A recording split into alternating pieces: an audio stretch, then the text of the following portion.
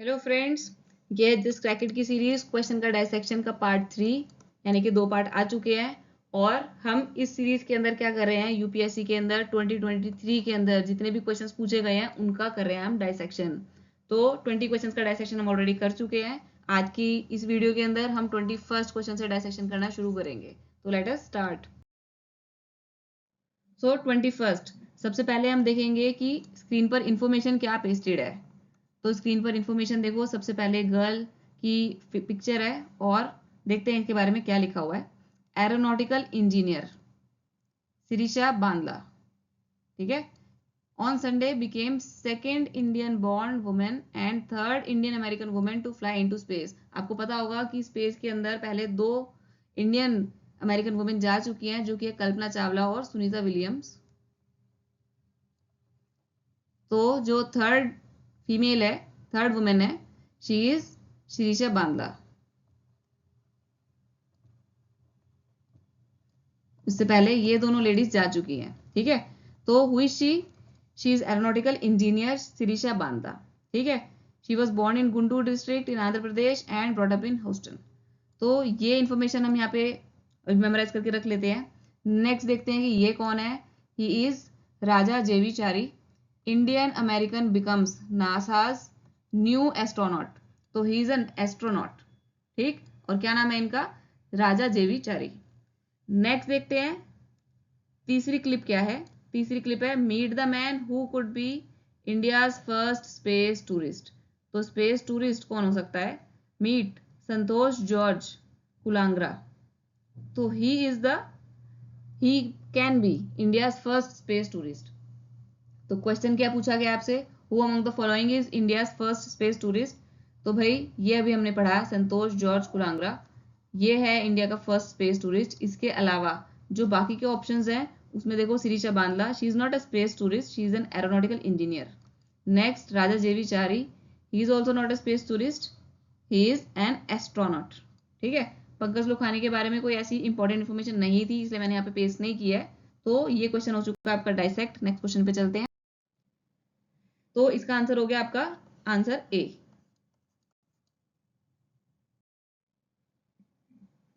Next question आया हुआ है यूपीएससी के अंदर, the judgment of the Supreme Court in People's Union for Civil Liberties versus Union of India 2004 is related to which of the following. तो let us see कि इस particular clip को पढ़ के आपको पता चल पाता है कि नहीं कि ये जो पर्टिकुलर केस है या ये जो पर्टिकुलर जजमेंट है वो किससे रिलेटेड है। The court observed as under in a government of responsibility like ours where all the agents of public must be responsible for their conduct, there can be a few secrets. The people of this country have right to know every public act. देखो किससे related बात हो रही है कि इस country के people को क्या राइट है, to know every public act. तो राइट टू नो, ये राइट टू नो जो है वो किसके अंदर आता है। तो yes, the answer is C, right to information, ठीक है। तो C is the right answer. Let's start with the next question. तो नेक्स्ट देखते हैं कि क्या फोटो यहाँ पर पेस्ट की हुई है। कवच 2023 अ कर्टेन रेजर। तो ये देखो क्या दिख रहा है आपको यहाँ पे, there is a hacker attack in every 39 seconds.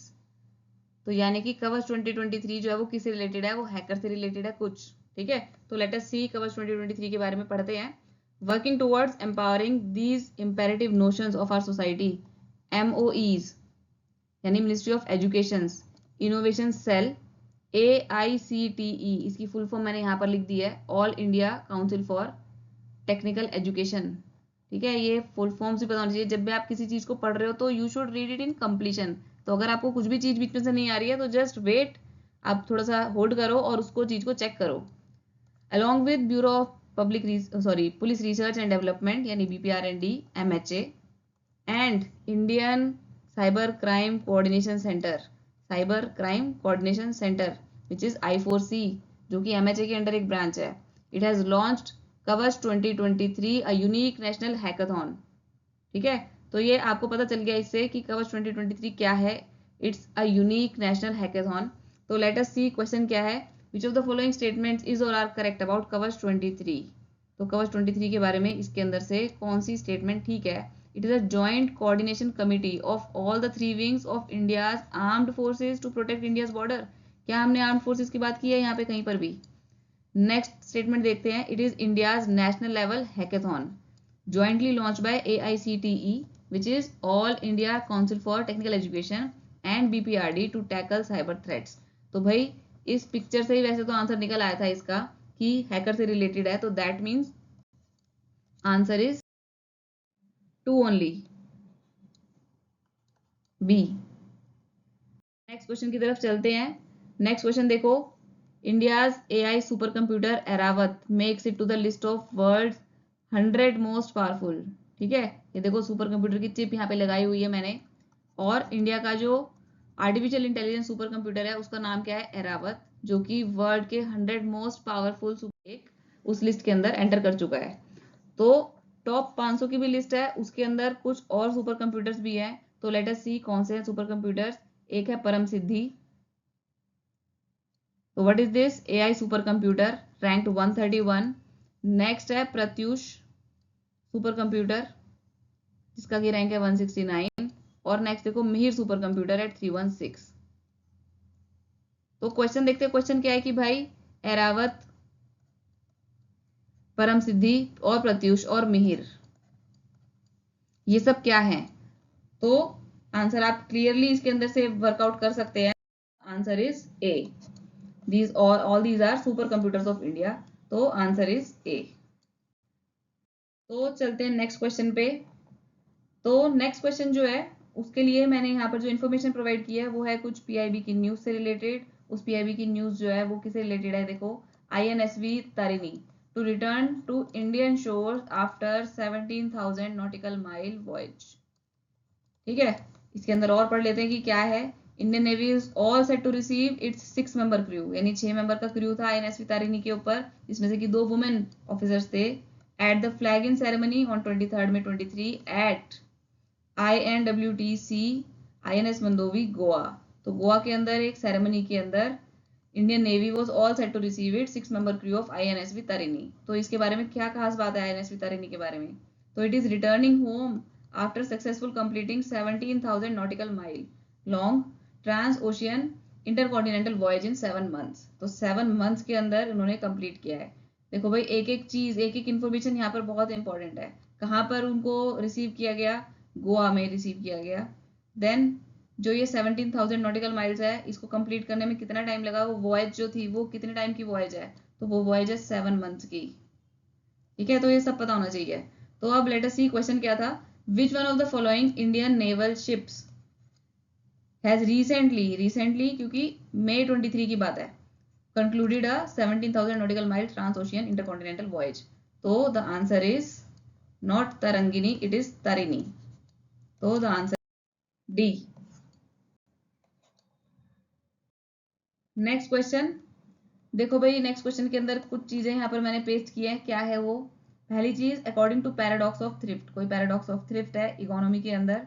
It is an attempt to save more, it can result in decrease in actual savings and investment. तो पैराडॉक्स यानी कि कुछ कॉन्ट्राडिक्टरी होगा इसके अंदर। तो पैराडॉक्स ऑफ थ्रिफ्ट क्या कहता है? सबसे पहली बात तो थ्रिफ्ट, थ्रिफ्ट का मतलब कि पैसे को खर्च करने के अंदर केयरफुल होना, दैट इज कॉल्ड थ्रिफ्ट। तो पैराडॉक्स ऑफ थ्रिफ्ट क्या है कि जब आप अटेम्प्ट करते हो कि भाई मैं बहुत ज्यादा सेव कर लूं, यानी पैसे बचाओ, तो एक्चुअली में जो आपकी एक्चुअल सेविंग्स और इन्वेस्टमेंट है वो घट ही जाती है। तो ये है पैराडॉक्स ऑफ थ्रिफ्ट, जो कि है इकोनॉमी का एक कॉन्सेप्ट। नेक्स्ट देखते हैं कि ये पैराडॉक्स ऑफ थ्रिफ्ट जो है वो किसने दिया था? कीन्स, JM कीन्स ने दिया था, he is a British economist. इसके अलावा कुछ इफेक्ट्स दिए हुए हैं, क्राउडिंग आउट इफेक्ट और क्राउडिंग इन इफेक्ट। तो क्राउडिंग आउट का क्या मतलब होता है? क्राउडिंग आउट मीन्स भीड़ हट जाना। तो एक इकोनॉमिक थ्योरी क्या कहती है कि अगर पब्लिक सेक्टर के अंदर स्पेंडिंग बढ़ जाए, यानी सरकार जो है वो पब्लिक सेक्टर के अंदर स्पेंडिंग बढ़ा दे, तो प्राइवेट सेक्टर की जो स्पेंडिंग है वो कम हो जाती है। यानी प्राइवेट सेक्टर जो है वो क्राउड आउट हो जाते हैं, वो हट जाते हैं, भीड़ से हट जाते हैं, कम रह जाते हैं। ठीक है, तो ये क्राउडिंग आउट की थ्योरी रहती है, कहते हैं। ठीक है, नेक्स्ट क्राउडिंग इन की थ्योरी कहती है कि क्योंकि गवर्नमेंट की स्पेंडिंग जो है उससे क्या होगा? इकोनॉमिक ग्रोथ होगी, और इकोनॉमिक ग्रोथ होगी तो और ज्यादा फर्म्स जो है वो एनकरेज होंगी इन्वेस्ट करने के लिए, ताकि ज्यादा इन्वेस्टमेंट अपॉर्चुनिटीज आए। तो ये हो जाता है क्राउडिंग इन। तो ये दो अलग अलग थ्योरीज हैं, crowding out and crowding in. Crowding out में है कि पब्लिक स्पेंडिंग से कैसे प्राइवेट सेक्टर्स जो है उनकी स्पेंडिंग्स कम हो जाती है, और क्राउडिंग इन है कि गवर्नमेंट स्पेंडिंग की वजह से, इकोनॉमिक ग्रोथ की बढ़ने की वजह से फिर कैसे क्राउडिंग इन होता है कि कैसे डिफरेंट डिफरेंट जो प्राइवेट कंपनीज हैं वो कैसे इन्वेस्टमेंट करने लगती हैं। ठीक है, तो क्वेश्चन क्या है, if all the people of the economy increase the proportion of the income they save, यानी वो सेविंग ज्यादा करने लगे, तो जो एक्चुअल में जो टोटल वैल्यू है सेविंग इन द इकोनॉमी वो या तो कम हो जाएगी या फिर अनचेंज रहेगी। तो इससे रिलेटेड हमने क्या पढ़ा है यहाँ पे, हमने इससे रिलेटेड पढ़ा है पैराडॉक्स ऑफ थ्रिफ्ट। ठीक है, क्राउडिंग आउट और क्राउडिंग इन मैं ऑलरेडी समझा चुकी हूँ। नेक्स्ट क्वेश्चन पे आ जाते हैं। इसका आंसर है आपका पैराडॉक्स ऑफ थ्रिफ्ट, हमने कर लिया। सो क्वेश्चन इज, देखो भाई कुछ गवर्नर जनरल्स यहाँ पे लिखे हुए हैं मैंने, तो लेट अस सी। सबसे पहले Warren Hastings, he was the first governor general of India. He was impeached in England for his wrong doings, तो उन्होंने जो कुछ गलत काम करे थे उनसे उनको इंग्लैंड से इम्पीचमेंट किया गया था, यानी हटाया गया था इंग्लैंड के अंदर। ठीक है, तो रॉन्ग डूइंग्स किससे रिलेटेड थी, Rohilla war, trial execution of Nand Kumar, case of Raja Chait Singh, या फिर बेगम्स ऑफ औध। ठीक, तो ये हुआ वॉरेन हेस्टिंग्स के बारे में। नेक्स्ट कुछ पढ़ लेते हैं लॉर्ड कॉर्नवालिस के बारे में। इनके टाइम पे एक अग्रीमेंट हुआ जिस अग्रीमेंट का नाम था परमानेंट सेटलमेंट। इसके बाद वेनिस्टार्ट, इनके बारे में पढ़ लेते हैं कि बैटल ऑफ बक्सर, ठीक है, फेमस बैटल ऑफ बक्सर जिसका कि ईयर आपको पता होना चाहिए 1764, वो उस टाइम पे गवर्नर थे वेनिस्टार्ट। ठीक है, और इसके अलावा है Robert Clive, very famous personality of ancient, not ancient, modern history. Dual administration introduce किया गया था रॉबर्ट क्लाइव के द्वारा। डुअल एडमिनिस्ट्रेशन के अंदर क्या था, तो कोई दो चीजें होंगी, वो दो चीजें थी दीवानी और Nizamat. Diwani it means right to collect revenue, and Nizamat is administration, ये एडमिनिस्ट्रेशन जो है वो नवाब ऑफ बंगाल करेगा। तो रॉबर्ट क्लाइव के एरा के अंदर, जो कि 1765 के अंदर डुअल एडमिनिस्ट्रेशन इंट्रोड्यूस किया गया था। नेक्स्ट, रॉबर्ट क्लाइव ने फर्स्ट ट्रीटी ऑफ इलाहाबाद भी किया। ठीक है, और किसके साथ ये ट्रीटी हुई, अवध के नवाब के साथ। और इस ट्रीटी के अंदर क्या था, ठीक है, ये एक्स्ट्रा इन्फॉर्मेशन है सारी जो आपको पता होनी चाहिए। ठीक है, क्वेश्चन के अंदर इतना सारा नहीं पूछा है, बट स्टिल अगर क्वेश्चन के अंदर 4 ऑप्शंस है तो उन चारों ऑप्शंस के बारे में आपके पास कुछ इन्फॉर्मेशन जरूर होनी चाहिए, क्योंकि ऑप्शन से फिर नेक्स्ट एग्जाम के अंदर क्वेश्चन बन जाते हैं। ठीक है, तो ये जो रॉबर्ट क्लाइव है, अभी हमने पढ़ा कि फर्स्ट ट्रीटी ऑफ इलाहाबाद इसने की थी। Next, according to the treaty, Nawab जो है वो 50 लाख रुपए देगा इंग्लिश को as war indemnity, protection and insurance. ठीक है, then Robert Clive was first British governor of Bengal presidency, और रॉबर्ट क्लाइव के एरा के टाइम पे बैटल ऑफ प्लासी फॉट की गई थी। ठीक है, तो battle of Plassey was fought between Sirajuddaulah and Robert Clive. बहुत ही इंपॉर्टेंट फैक्ट है ये, कई बार क्वेश्चन जो है एग्जाम के अंदर पूछा भी जा चुका है। और दूसरा, Robert Clive he is also known as Babur of British India, तो बाबर ऑफ ब्रिटिश इंडिया किसे कहते हैं, रॉबर्ट क्लाइव। अब देखते हैं इस सारी इन्फॉर्मेशन के लिए क्वेश्चन क्या पूछा हुआ था, इसमें से कौन सी इन्फॉर्मेशन यूज होगी इस क्वेश्चन को सॉल्व करने के लिए। Which governor general of Bengal underwent impeachment proceedings in British parliament, तो इंग्लैंड के अंदर किसको इम्पीच किया गया था, ये हम पढ़ चुके वॉरेन हास्टिंग्स। ठीक है, नेक्स्ट आते हैं।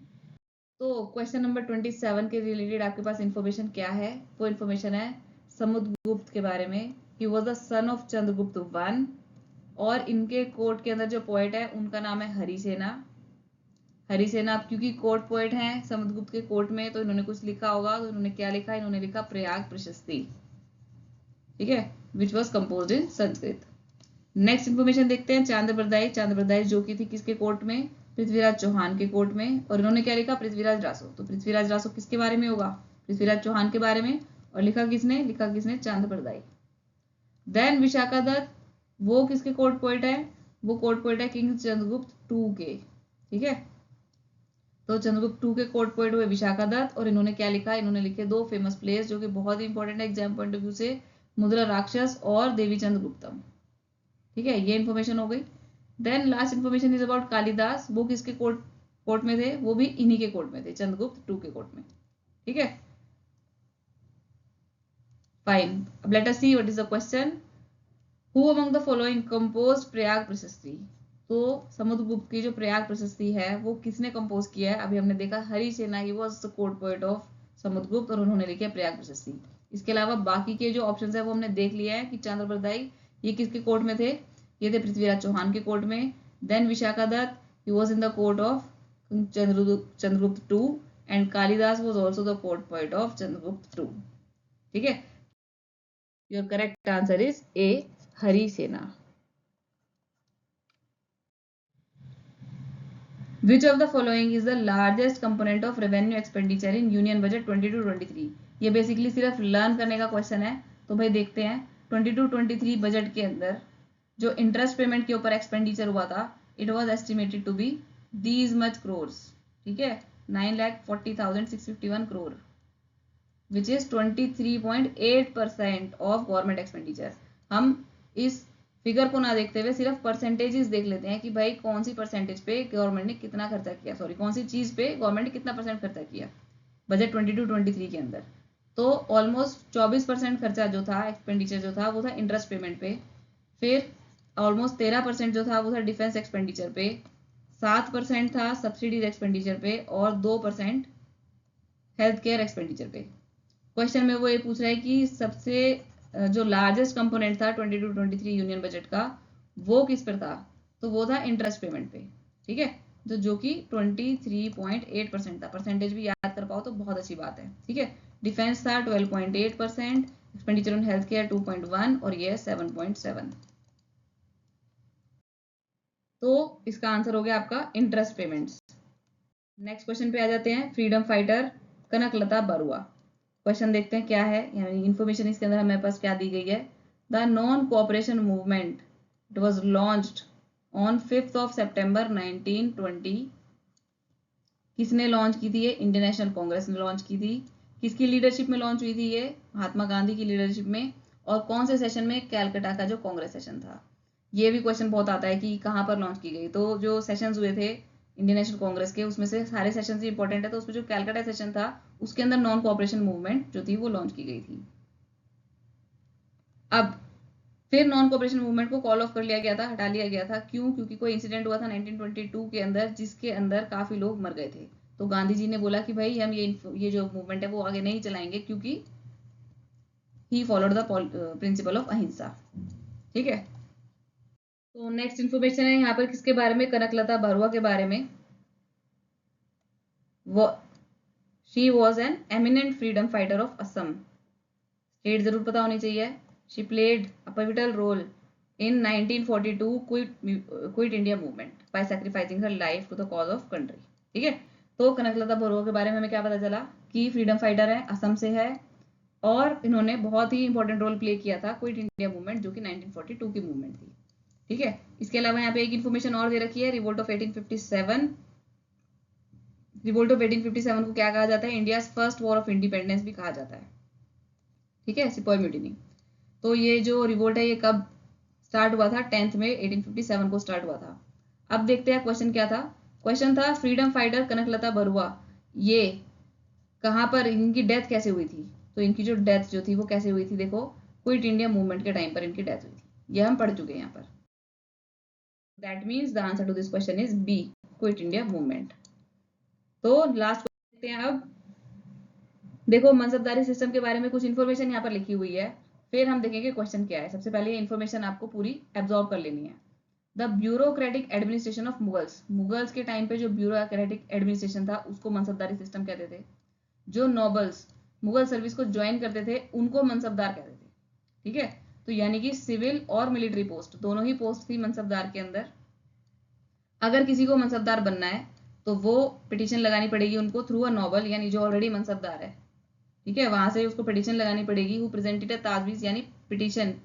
वो जो पिटीशन है वो उस एम्परर को देगा कि इस एप्लीकेंट को मनसबदार बनाना है या नहीं बनाना है. ठीक है, तो कोई भी मनसबदार बन सकता था. हु विश टू ज्वाइन, वो पिटीशन लगा दो भाई. अब मनसब का मतलब क्या होता है? मनसब का मतलब होता है रैंक या position of a Mughal military officer. Then देख लेते हैं क्या है आगे. हायर द मनसब, जितना ज्यादा मनसब हाई होगा. मनसब बोले तो अभी हमने देखा कि रैंक है, तो जितना ज्यादा मनसब ज्यादा होगा, हाई होगा, उतनी ज्यादा सैलरी, स्टेटस और पोजीशन होगी. ठीक है, अब जो रैंक है मनसबदार की वो 2 नंबर से डिनोट की जाती थी, जत और सवर. तो ये लास्ट क्वेश्चन देखते हैं इसके अंदर क्या है इन्फॉर्मेशन हमारे पास. The bureaucratic administration of Mughals, उसको मनसबदारी सिस्टम कहा जाता था. ठीक है, यानी मुगल्स के टाइम पे जो ब्यूरोक्रेटिक सिस्टम था उसका नाम था मनसबदारी सिस्टम। जो भी नॉबल्स मुगल सर्विस को ज्वाइन कर लेते थे उनको मनसबदार कहा जाता था, और ये जो मनसबदार थे वो सिविल और मिलिट्री दोनों पोस्ट पर अपॉइंट किए जाते थे। ठीक है, अब किसी पर्सन को अगर मनसबदार बनना है तो वो पिटिशन देगा नोबल के थ्रू, और वो जो नोबल है वो उसको पिटिशन को एम्परर को प्रेजेंट करेगा, और एम्परर फिर उस पर्सन को जिसने पिटिशन लगाई थी उसको वो मनसबदार रिक्रूट करेगा। ठीक है, अब देखो जो मनसब है उसका मीनिंग क्या होता है? It denotes rank. जितनी ज्यादा रैंक होगी उतनी ज्यादा सैलरी, उतनी ज्यादा स्टेटस और उतनी ज्यादा पोजीशन होगी उस ऑफिसर की। ठीक है, तो जो रैंक है मनसबदार की वो 2 नंबर से डिनोट की जाती थी, ज़ात और सवार। ठीक है, तो यानी मनसबदार, अगर किसी मनसबदार के पास 5000 ज़ात और 2000 सवार हैं तो उससे उसकी रैंक पता चलती है। तो ज़ात fix the rank in the army, और सैलरी जो थी वो इसी के ऊपर बेस्ड थी। जो सवार है वो मनसबदार को मेंटेन करने पड़ते थे कि इतने सवार मेंटेन करने हैं उसको। ठीक है, दूसरा देखो mansabdar were paid according to their rank, पे जितनी ज्यादा रैंक होगी उतनी ज्यादा सैलरी होगी। तो ऐसे मनसबदार जिनको कि कैश में पे किया जाता था उनको नकदी बोलते थे। ठीक है, अब इन फैक्ट्स के बेस पर क्या आप इस क्वेश्चन को सॉल्व कर पाओगे या नहीं, ये देखते हैं।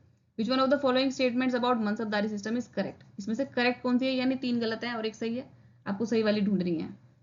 ऑल आर्मी ट्रूपर्स वर एलोकेटेड मनसब्स, तो हमने देखा कि भाई जो मनसबदार हैं वो तो सिविल और मिलिट्री दोनों पोस्ट पर हो सकते थे, तो ये गलत हो सकता है। Next, mansab were usually assigned on the basis of ancestry, तो क्या एंसेस्ट्री के बेस पे मनसब दिए जाते थे? क्या कोई और इंसान मनसबदार नहीं बन सकता? तो हमने यहाँ पर देखा कि अगर किसी को मनसबदार बनना है तो वो पिटिशन दे सकता है, तो यानी ऐसा जरूरी नहीं है कि एंसेस्ट्री से ही उसको मनसब मिले, तो ये भी गलत हो गया। तीसरा, position and salary of mansabdars were indicated by numerical designation called zat, तो यस कि जो सैलरी है और जो पोजीशन है वो किससे पता चलती थी? वो जात से पता चलती थी, तो दिस इज करेक्ट। डी भी देख लेते हैं। Mansabdars were never paid in cash, तो भाई हमने ये भी देखा कि जो मनसबदार है they were paid according to their ranks, और दोज मनसबदार जिनको कि कैश में पे किया जाता था उनको नकदी बोला जाता था, तो इसका मतलब मनसबदार को कैश में पे किया जा सकता है। ठीक है, तो ये था आज की वीडियो के 10 क्वेश्चंस का dissection. Wait for the next video जिसके अंदर हम अगले 10 क्वेश्चन का डाइसेक्शन करेंगे, और वो क्वेश्चंस किसके होंगे? यूपीएससी के 2023 इस साल पूछे हुए सारे क्वेश्चंस यूपीएससी के हम डाइसेक्ट करेंगे। Thank you for watching.